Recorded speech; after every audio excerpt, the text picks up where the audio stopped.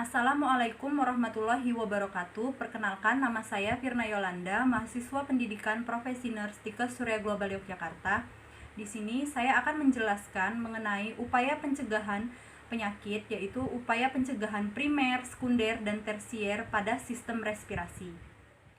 Pencegahan penyakit adalah tindakan yang ditujukan untuk mencegah, menunda, mengurangi, membasmi, mengeliminasi penyakit dan kecacatan dengan menerapkan sebuah atau sejumlah intervensi yang telah terbukti efektif. Nah, di mana untuk pencegahan penyakit ini ada 3 tingkatan. Yang pertama itu pencegahan primer, kemudian yang kedua ada pencegahan sekunder, dan yang ketiga itu ada pencegahan tersier. Pencegahan primer adalah upaya pencegahan yang dilakukan saat proses penyakit belum mulai, yaitu pada periode prepatogenesis agar tidak terjadi proses penyakit. Nah, pencegahan primer ini merupakan faktor penting yang harus diprioritaskan pelaksanaannya dalam mengatasi masalah kesehatan, sehingga diterapkan nantinya itu terjadi penurunan yang berarti terhadap angka kesakitan dan kematian akibat suatu penyakit. Tujuan dari pencegahan primer ini untuk mengurangi insidensi penyakit dengan cara mengendalikan penyebab penyakit atau faktor risikonya. Kemudian upaya yang dilakukan yaitu dengan cara memutus mata rantai infeksi atau yang biasa disebut dengan agen, host, dan environment. Kemudian untuk kegiatan pada pencegahan primer ini dengan cara melakukan health promotion atau specific protection. Kemudian dalam pencegahan primer ada 2 kegiatan, yaitu promosi kesehatan dan perlindungan khusus, di mana promosi kesehatan itu bisa dilakukan dengan pendidikan kesehatan dan penyuluhan, dan kemudian melakukan pemeriksaan kesehatan secara rutin. Kemudian untuk yang perlindungan khusus yaitu dengan cara melakukan imunisasi, kemudian menjaga kebersihan perorangan atau personal hygiene, ataupun melakukan sanitasi lingkungan. Contoh pencegahan primer pada sistem respirasi, yang pertama itu melakukan promosi kesehatan atau pendidikan kesehatan terhadap keluarga, kelompok, individu, ataupun masyarakat mengenai apa dan bagaimana mencegah penyakit respirasi itu timbul. Kemudian apa saja faktor-faktor risiko yang bisa memicu kejadiannya, dan bagaimana cara menghindari penularan penyakit respirasi seperti penyakit TB paru dengan cara menghindari hal-hal yang pertama mencegah kontak langsung dengan penderita. Kemudian yang kedua itu apabila ada keluarga atau anggota keluarga kita yang menderita penyakit TB paru, sebaiknya untuk peralatan makan, mandi, dan tempat tidur itu dipisahkan atau tidak bersamaan. Sedangkan hal-hal yang harus dilakukan untuk menghindari penyakit sistem respirasi adalah yang pertama, memperbaiki daya tahan tubuh dengan memperhatikan nutrisi yang kita konsumsi setiap hari. Kemudian yang kedua, memperhatikan kebersihan diri atau personal hygiene. Yang ketiga, hindari rokok atau asap rokok, asap pabrik, asap kendaraan dengan menggunakan APD seperti masker. Kemudian hindari mengkonsumsi alkohol dan lakukan imunisasi. Kemudian yang kedua ada pencegahan sekunder. Pencegahan sekunder ini adalah pencegahan yang dilakukan saat proses penyakit ini sudah berlangsung namun belum timbul tanda dan gejala atau gejala sakit atau disebut patogenesis awal. Nah, supaya proses penyakit ini tidak berlanjut. Kemudian tujuannya untuk menghentikan proses penyakit ini lebih lanjut dan mencegah komplikasi dengan pemberian pengobatan yang tepat, di mana target dari pencegahan sekunder ini adalah pasien itu sendiri. Kemudian untuk fase penyakitnya itu berada pada tahap dini penyakit. Tingkat pencegahan sekunder yaitu pertama, diagnosis dini dan pengobatan segera dengan cara penemuan kasus, screening, dan pemeriksaan khusus yang bertujuan untuk menyembuhkan dan mencegah penyakit berlanjut, mencegah penyebaran penyakit menular, dan mencegah komplikasi atau akibat lanjut. Pengobatan yang cukup untuk menghentikan proses penyakit dan penyediaan fasilitas ketidakmampuan dan mencegah kematian.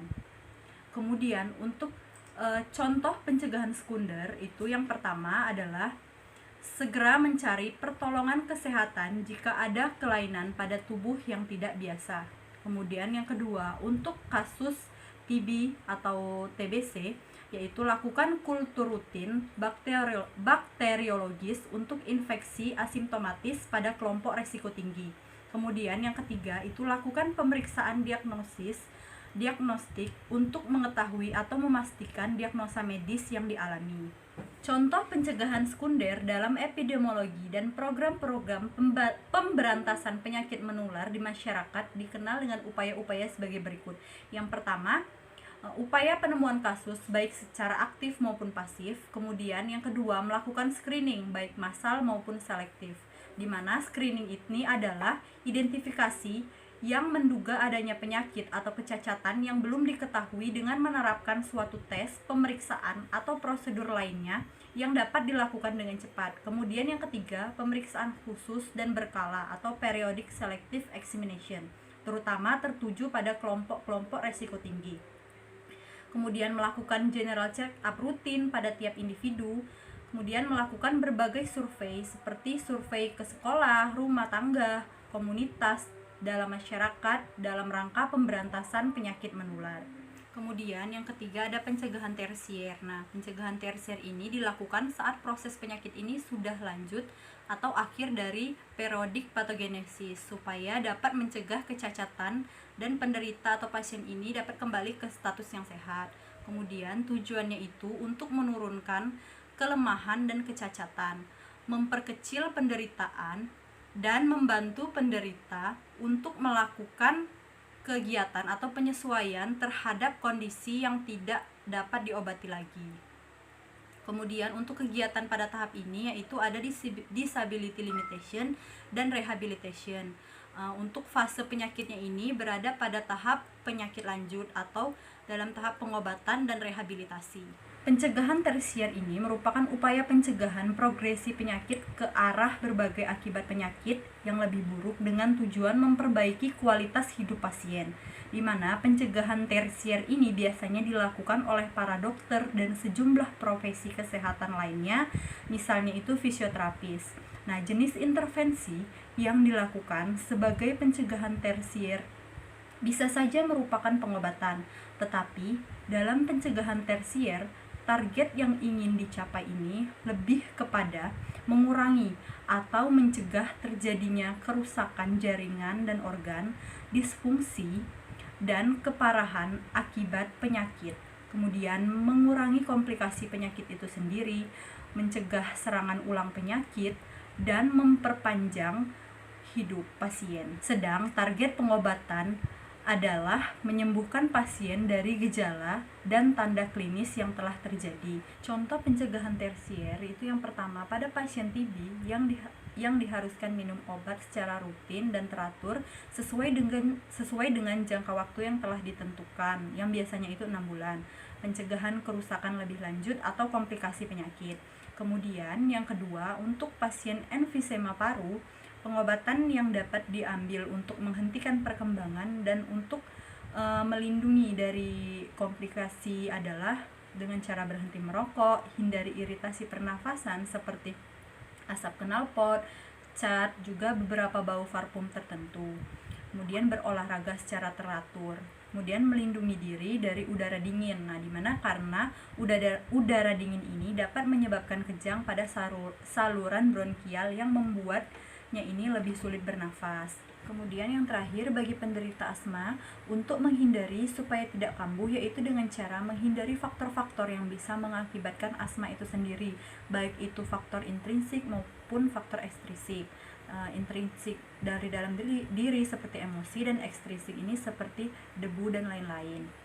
Baiklah, demikianlah hal-hal yang dapat saya sampaikan mengenai upaya pencegahan primer, sekunder, dan tersier pada sistem respirasi. Apabila ada salah kata, saya mohon maaf. Saya akhiri. Wassalamualaikum warahmatullahi wabarakatuh.